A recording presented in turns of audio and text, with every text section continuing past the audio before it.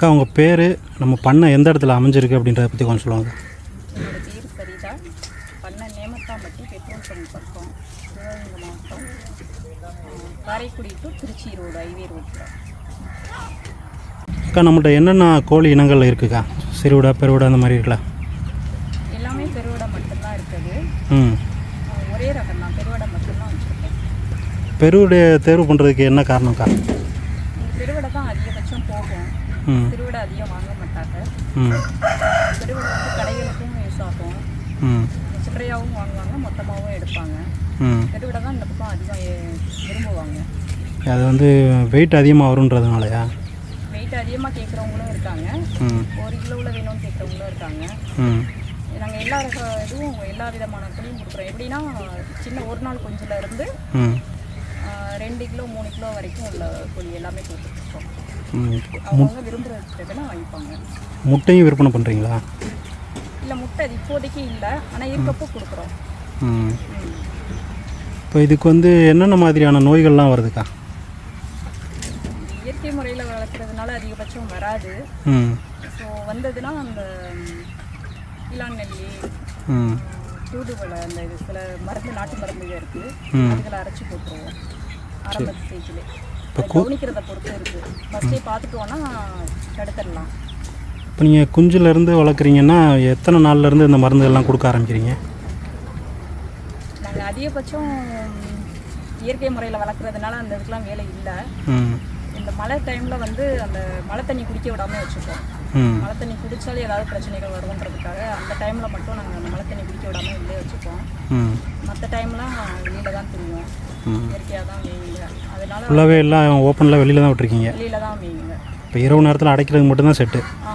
Settle வந்து night அடைக்கிறது மட்டும்தான், காலையில் திறந்து விட்டுருவோம். அதுவாக மேய்ஞ்சிட்டு வருவேன். இப்போ நீங்கள் பண்ண ஆரம்பிக்கும் போது எப்படி குஞ்சா வாங்கி ஆரம்பிச்சிங்களா இல்லை பெரிய கோழியெல்லாம் வாங்கி ஆரம்பிச்சிங்களா? இல்லை, ஃபஸ்ட்டு நாங்கள் வாங்கினப்போ சின்ன குஞ்சாக தான் வாங்கணும், வாங்கி ஃபஸ்ட்டு வளர்த்தோம். அதுக்கப்புறமே நாங்களே முட்டை எடுத்து நாங்களே எல்லாம் பண்ணி இங்குபெட்டர் வச்சு நாட்டு கோழி இதுவாகவும் படிக்கிறது, இங்குபெட்டர் மூலமாகவும் படிக்க வைப்போம். இப்போ உங்கள்கிட்ட மொத்தம் எத்தனை கோழிகள் இருக்குக்கா? இப்போ ஒரு 400 கோழி இருக்குது. எல்லாமே பெருவிடை தான்? பெருவிடை தான், ஒரே ரகம் தான். இதுக்கு தீவனம் என்னென்ன மாதிரியான தீவனங்கள் கொடுக்குறீங்க? தீவனம் வந்து அதிகபட்சம் அதுக்கு மேய்கிறது. நாங்கள் வந்து கோழிக்குன்னு ஒரு தீவனம் இருக்குது, அது கொஞ்சம் லைட்டாக வச்சுப்போம். இப்போ பண்ணையில் இப்போ 400 கோழி வளர்க்குறீங்க அப்படின்னா அந்த பண்ணையில் ஒரு நாளைக்கு நீங்கள் எவ்வளோ நேரம் அதில் செலவிடுற மாதிரி இருக்கும்? அதுங்களுக்கு காலையில் இந்த தண்ணி வைக்கிறது அந்த வேலையை கொஞ்சம் ஒரு மணி நேரம் இருக்கும்.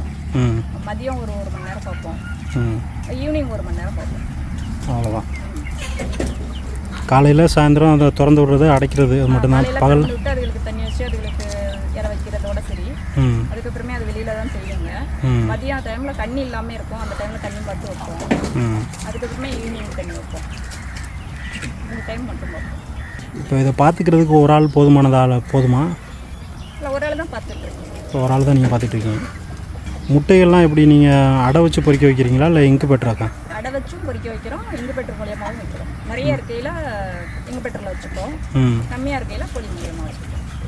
இப்போ அதில் பொறிப்பு திறன் வந்து முட்டை அடை வைக்கிறதுல நல்லா இருக்குமா இல்லை இன்குபேட்டர் அதிகமாக இருக்கும்? ரெண்டுமே நல்லா தான் வருது. முட்டை அதிகமாக இருந்துச்சுன்னா கோழிகளில் வைக்க முடியாமல் இங்குபெட்டரில் வச்சுப்போம். இப்போ குஞ்சு பொறிச்சதுக்கப்புறம் இப்போ தாய் கோழியில் அடை வைக்கிறீங்க அப்படின்னா அது குஞ்சு பொறிச்சதுக்கப்புறம் அந்த கோழிகிட்டேருந்து எத்தனை நாளுக்கு அப்புறம் பிரிப்பீங்க? அது 25 நாளில் பிரிஞ்சுப்போங்க. அதுவாக பிரிகிற வரைக்கும் அதோட விட்டுறது? பிரிச்சுட்டு அதுக்கப்புறமே எடுத்து நாங்கள் தனியாக கொண்டு வந்துடுவோம். கோழி குஞ்சு மட்டும் தனியாக ஒதுக்கிடுவோம், கோழியை தனியாக ஒதுக்கிடுவோம். இப்போ குஞ்சு பராமரிக்கிறதுக்கும் தனியாக ஒரு இடம் வச்சுருக்கீங்க? அதுக்குன்னு ஒரு இருக்குது. சரி. நீங்கள் ஸ்டார்டிங்கில் ஆரம்பிக்கும் போது எவ்வளோ கோழிகளில் ஆரம்பிச்சிக்கிங்க? இப்போ வந்து 400 வச்சுருக்கீங்க. ஆரம்பிக்கும் போது எவ்வளோ ஆரம்பிச்சிங்க? நாங்கள் ஃபஸ்ட்டு எடுக்கிறப்போ ஒரு 500 குஞ்சு எடுத்தோம். சரி. குஞ்சாவே 2 ட்ரிப்பு எடுத்தோம், 500. அதுலேருந்து உருவாக்கிட்டு இப்போ கோழி விட்டுட்டோம். இப்போ கம்மியாக இருக்குது. இப்போ நீ அடுத்து இந்த கோழி குஞ்செல்லாம் பெருசாக வரையில் கோழி நிறையா. இப்போ நீங்கள் வந்து குஞ்சா கேட்குறவங்களுக்கும் கொடுக்குறீங்க, பெரிய கோழியாக கேட்குறவங்களுக்கும் கொடுக்குறீங்க? எல்லா இதுவுமே வாங்குறாங்க. ஒரு நாள் குஞ்சும் கேட்பாங்க, ஒரு வாரத்துக்கு குஞ்சு, ஒரு மாதத்துக்கு குஞ்சு, அந்த மாதிரி எது கேட்குதோ இப்போ நீங்கள் எப்படி கொடுக்கும்போது உங்களுக்கு லாபம் அதிகமாக இருக்கும்? குஞ்சா கொடுக்கும்போது லாபமாக இருக்குமா இல்லை பெரிய கோழியாக கொடுத்தா தான் லாபமாக இருக்குமா? இல்லை, குஞ்சா கொடுக்குறதும் இதுவாக தான் இருக்கும். நம்ம பராமரித்து கொண்டு வர்றது பெரிய கோழியாக வரையில் அது கொஞ்சம் நமக்கு செலவு அதிகமாகும். சின்னதாக கொடுக்கையில் கொஞ்சம் செலவு கம்மியாக இருக்கும். ஆனால் லாபம் வந்து எல்லாத்துலேயுமே ஒரே மாதிரி தான் இருக்கும். எல்லாம் ஒரு மாதிரி தான் வரும். புதுசாக பண்ண ஆரம்பிக்கணும்னு நினைக்கிறாங்கன்னா அவங்களுக்கு எப்படி ஆரம்பிக்கலாம்? எவ்வளோ பணம் முதலீடு தேவைப்படும்? இடம் எவ்வளோ தேவைப்படும்? புதுசாக ஆரம்பிக்கிறதுக்கு அவங்க சொந்த இடமா இருந்து அவங்க செட்டு போட்டாங்கன்னா, அவங்க வீட்டாளுக இருந்து பார்த்தாங்கன்னா லாபம் கிடைக்கும். எவ்வளோ இடம் தேவைப்படும்? அவங்க அது கோழி வளர்க்குறத பொறுத்து. சில பேர் கொஞ்சமாக வச்சுக்கணும்னு நினைப்பாங்க, சில பேர் நிறைய வச்சுக்கோ. ஒரு 100-200 கோழி வளர்க்குறாங்க அப்படின்னா அதுக்கு எவ்வளோ இடம் தேவைப்படும்? அதுக்கு ஒரு இதில் பாதி செட்டு போட்டாங்கன்னா போதும். இப்போ நீங்கள் வச்சுருக்கிறது எவ்வளோ? இல்லை செட்டோட அகலம் நீளம் எவ்வளோ? இது 90 அடி நீளம், 20 அடி அகலம். இதில் வந்து இப்போ அந்த 400 கோழிக்குமே தனித்தனியாக பிரித்து வச்சுருக்கீங்க, குஞ்சு பெருசு அந்த மாதிரி பிரித்து எல்லாமே வச்சுருக்கீங்க. இதில் தான் வச்சுருக்கோம். ஏன்னா சின்ன குஞ்சு ஒரு மாதிரி, ஒரு இதில் பெருசு ஒரு மாதிரி, ஒவ்வொரு சைஸுக்கும் ஒவ்வொரு இது ஒதுக்கி. இப்போ நீங்கள் ஓப்பனில் திறந்து விட்றீங்கன்னா இப்போ எல்லாம் ஒன்றா கலந்துராதா? இல்லை, அது உள்ள அடையிறப்போ கரெக்டாக அது போய் அடைஞ்சிரும். அது பழக்கப்படுத்தி எல்லாம் ஒன்றா தெரியுங்க. சாயந்தரம் ஆகிட்டோடனே அது இதில் போய் அது அடைஞ்சிரும். பழக்கப்படுத்தி வச்சுருக்கனால அந்த செட்டுக்கு போயிடும். அது சின்னதுலேயே இருந்து அதுக்குள்ளே வச்சு நாங்கள் உருவாக்குறதுனால. இப்போ சாவல் அதிகமாக இருந்துச்சுன்னா அந்த கொத்திக்கிற பிரச்சனைலாம் இருக்குமேக்கா? இல்லை, சீவல்னா அதுக்குள்ளே அந்த பொட்டைக்கோழியோட சேர்த்து விட்டுறதுனால அது வந்து கொத்திக்காதுங்க. தனியாக விட்டோன்னா தான் ஒன்று கொண்டு கொத்திக்கிட்டு சண்டை வரும். நாங்கள் அது கோழி அந்த கோழிக்கு தகுந்த மாதிரி ஒதுக்கி விடுறதுனால அந்த பிரச்சனை இருக்காது. இது போக நீங்கள் இந்த சண்டை கோழி மாதிரி எதுவும் வளர்க்குறீங்களா? சண்டை கோழினா இது வந்து சண்டை தான் போடும், ஆனால் நாங்கள் அதை விடுறது இல்லை. தனியாக அதுக்கு நான் இருக்கட்டும், தனியாக பிரித்து அந்த மாதிரி வளர்க்கலாம். பிரிச்சு அந்த மாதிரி நாங்கள் கொண்டு போகல, இதுவே போதும் அப்படின்றதுக்காக. நான் அப்புறம் போடையில் அது ஆள் தேவைப்படும், ஆள் கிடைக்கிறது கஷ்டமாக இருக்கிறதுனால இதுவே போதும். இப்போ புதுசாக பண்ண ஆரம்பிக்கிறவங்க வந்து எப்படி குஞ்சா வாங்கி ஆரம்பிக்கிறது நல்லதா இல்லை பெரிய கோழியாக வாங்கி ஆரம்பிக்கிறது நல்லதா? வளர்க்க திறமை தெரிஞ்சவங்க வந்து சின்னதாக வாங்கி வளர்க்குறது நல்லது. இல்லை எங்களால் அதை பராமரித்து கொண்டு வர முடியாது, சில பேர் வந்து எங்கள்கிட்டே சொல்லுவாங்க. நாங்கள் இந்த ஒரு நாள் குஞ்சு ஒரு மாதத்து குஞ்செல்லாம் காட்டுறப்போ அவங்க என்ன சொல்லுவாங்கன்னா, எங்களால் இதெல்லாம் பராமரிக்க முடியாது, இதெல்லாம் காக்கா எடுத்து போயிடும், குருவி பிடிச்சிட்டு போயிடும், அதனால எங்களை வந்து பெருசாக கொடுங்க அப்படிம்பாங்க. சில பேர் கிலோ கணக்கு போட்டு வாங்கிப்பாங்க. சில பேர் இந்த மாதிரி கொஞ்சம் 2 மாதத்து குஞ்சு 3 மாதத்து குஞ்சு ஒவ்வொருத்தங்க ஒவ்வொரு மாதிரி வாங்குவாங்க. அது அவங்க வச்சுக்கிற பராமரிக்கிறத பொறுத்து. பராமரிக்க முடியும்னா குஞ்சா வாங்கலாம், சின்னதாக வாங்கலாம். குஞ்சா வாங்குறது லாபமான. வாங்கி கொண்டு போய் அவங்க அதான் சொல்கிறேன், அவங்க இப்போலாம் பார்க்க முடியும் அப்படின்னா ஒரு நாள் குஞ்சு கூட வாங்கிக்கலாம். அது சில பேர் வந்து எங்களால் முடியாது அப்படின்ட்டுருவாங்க, எங்களால் இதெல்லாம் வந்து பராமரித்து கொண்டாட முடியாது, எங்களுக்கு பெருசாகவே தாங்க, நாங்கள் ஃபஸ்ட்டு உருவாக்கையில எங்களுக்கு பெருசாகவே இருக்கட்டும். சில பேர் வந்து என்ன பண்ணுவாங்கன்னா, எங்களுக்கு முட்டை இடுற தருவையெல்லாம் கொடுங்க, நாங்கள் போனதும் முட்டை பறித்து கொஞ்சம் விற்கிற மாதிரி அப்படின்னு ஒவ்வொருத்தவங்க ஒவ்வொரு மாதிரி வந்து வாங்குவாங்க. அவங்க எது விரும்பி கேட்குறாங்களோ அதை நாங்கள் கொடுப்போம். இப்போ ஒரு நாள் குஞ்சுனா என்ன விலைக்கு கொடுக்குறீங்க? அடுத்தடுத்த ஸ்டேஜ் வந்து ஒவ்வொரு விலை வித்தியாசம் எப்படி இருக்கும்? அது ஒவ்வொரு நாளைக்கு ஒவ்வொரு மாதிரி ரேட்டு மாறும். அவங்களுக்கு பிடிச்ச மாதிரி வந்து அவங்க எது கேட்குறாங்களோ ரேட் கம்மி பண்ணி கொடுப்போம். இப்போ கிலோ கணக்கில் வச்சு கொடுக்குறீங்கன்னா நம்ம ஏரியாவில் கிலோ என்ன ரேட்டு போகுது? இங்கே வந்து 450 ரூபாய்னு எடுப்பாங்க கிலோ கணக்கா. கடைகளுக்கு மொத்தமாக எடுக்கையில் ஒரு மாதிரி எடுப்பாங்க, மொத்தமாகவும் குறையாக எடுக்கிறப்போ அது கொஞ்சம் ரேட்டு கூட வரும். இப்போ உங்கள்ட்ட மொத்தமாக கேட்குறாங்கன்னா எவ்வளோ வரைக்கும் உங்களால் கொடுக்க முடியும்? எங்களுக்கு 500 கிலோ வரைக்கும்லாம் வாங்கியிருக்காங்க. அவங்க எவ்வளோ கேட்குறாங்களோ நாங்கள் ரெடி பண்ணி கொடுக்குறோம். இப்போ ஒரு நாள் குஞ்சா கேட்குறாங்கன்னா உங்களால் கொடுக்க முடியுமா? கண்டிப்பாக வாங்கிக்கலாம், எவ்வளோ குஞ்சு கேட்டாலும் கொடுக்க முடியும். அவங்க எவ்வளோ கேட்குறாங்களோ அவங்க ஆனால் முன்னாடி ஃபோன் பண்ணி சொல்லிட்டாங்கன்னா நாங்கள் எடுத்து ரெடி பண்ணிடுவோம். இப்போ திடீர்னு வந்தாங்கன்னா அப்போதைக்கு இருக்கிறத நாங்கள் கொடுத்துருவோம். இப்போ எத்தனை நாளைக்கு முன்னாடி சொல்லி வைக்கணும் உங்களுக்கு ஒரு நாள் குஞ்சா வேணும் அப்படின்னா? எங்களுக்கு வேணும்னா 2 நாளைக்கு முன்னாடி சொல்லிடுவாங்க, வந்து எடுத்துப்பாங்க. சில பேர் ஒரு வாரத்துக்கு முன்னாடி சொல்லுவாங்க இந்த மாதிரி வேணும் வர்றோம் அப்படின்னு. சில பேர் தெரியாதவங்க அன்னைக்கு வந்து கேட்பாங்க, அன்னைக்கு எவ்வளோ தேவைப்படுதோ கேட்க தான் கொடுத்துருவோம். இப்போ நிறையா பண்ணையாளர்கள் பார்த்தீங்கன்னா ஃபஸ்ட்டு ஆரம்பிக்கும் போது பெருசாக ஆரம்பிக்கிறாங்க, கொஞ்ச நாள் கழித்து அது நட்டமாயிருச்சு அப்படின்ற மாதிரி போயிடுறாங்க. அதுக்கு என்ன காரணமாக இருக்கும்னு நீங்கள் நினைக்கிறீங்க?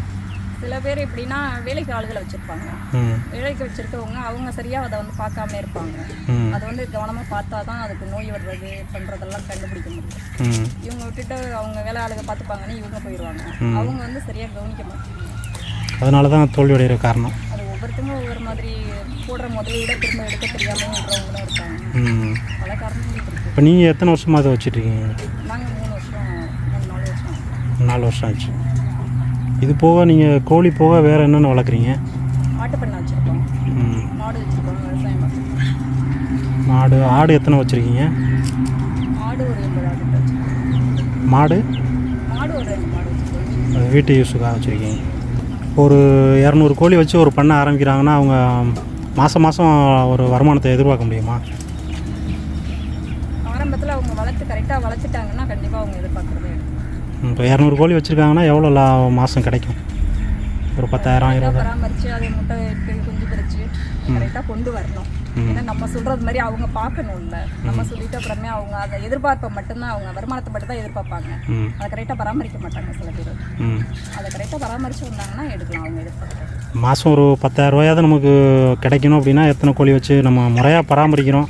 ஒரு அதான் ஒரு 10,000 ரூபாயாவது கிடைக்கணும் அப்படின்னா எத்தனை கோழியாவது வச்சு அவங்க வேலையாள் வச்சுக்கிறாங்கன்னா அவங்க கரெக்டாக இருக்கணும், பார்க்கணும். ஏன்னா சில பேர் அதை தான் தப்பு பண்ணுறாங்க. வேலையாள் பார்த்து பார்க்கணும், இவங்க கண்டுக்க மாட்டாங்க, அவங்க கரெக்டாக பார்க்க மாட்டாங்க. அதுக்கு நிறைய பிரச்சனைகள் இருக்குது. இவங்க அவங்க பார்த்துப்பாங்கன்ட்டு இவங்க சரி அவங்க தான் இருக்காங்கல்ல அப்படின்ட்டு இவங்க விட்டுருவாங்க. அவங்க வந்து அதை சரியாக நம்ம உள்ள வேலையாலாம் எப்படின்னா ஃபோனை எடுத்துகிட்டு போயிடுவாங்க. நம்ம பேசிகிட்டு இருப்போம், நம்ம சொல்லிட்டு நம்ம போயிடுவோம், அவங்க அடுத்து ஃபோனை எடுத்துட்டு அவங்க போயிடுவாங்க. இவங்களை பார்க்க மாட்டாங்க. பல பிரச்சனைகள் இருக்குது. அதான் நமக்கு ஒரு போடுறாங்களா அவங்க கவனமாக இருந்தாங்கன்னா பார்க்கலாம். அதான் எவ்வளோ வச்சுருந்தா ஒரு 10,000 கிடைக்கும்னு கேட்குறேன். ஒரு 100 வச்சுருந்தா ஒரு 10,000 எதிர்பார்க்க முடியுமா, இல்லை அதுக்கு அதிகமாக வேணுமா? 100 வச்சுருந்தா கண்டிப்பாக முடியாது. கூடுதலாக வளர்த்தா தான் கோழி வச்சு அவங்க வந்து பராமரித்து கரெக்டாக கொண்டு வந்தாங்கன்னா எடுக்கலாம். ஒரு 200 கோழியாவது வேணும். 200 கோழி அவங்க கவனமாக வளர்க்கணும், கவனமாக பார்க்கணும். சில கோழிகளை வந்து இந்த இதெல்லாம் நாய் அதிகம் வரும், அது மாதிரி பல பிரச்சனைகள் இருக்குது. அதெல்லாம் அவங்க பார்த்தாங்கன்னா இப்போ நீங்கள் வளர்க்குற இடத்த சுற்றி நம்ம வேலி எடுத்து அடைச்சி வச்சுருக்கீங்க. வேலி அடைச்சிருக்கோம், அப்படி இருந்துமே நாய்கள் வரும். நாங்கள் அதை பார்த்துட்டே தான் இருக்கோம். சுற்றிலும் வரும். வேலி அடைச்சி தான் வச்சுருக்கோம், இருந்தாலும் வரும். அதெல்லாம் கொஞ்சம் கவனமாக பார்க்கணும். கவனமாக பார்த்தா தான் வரும்.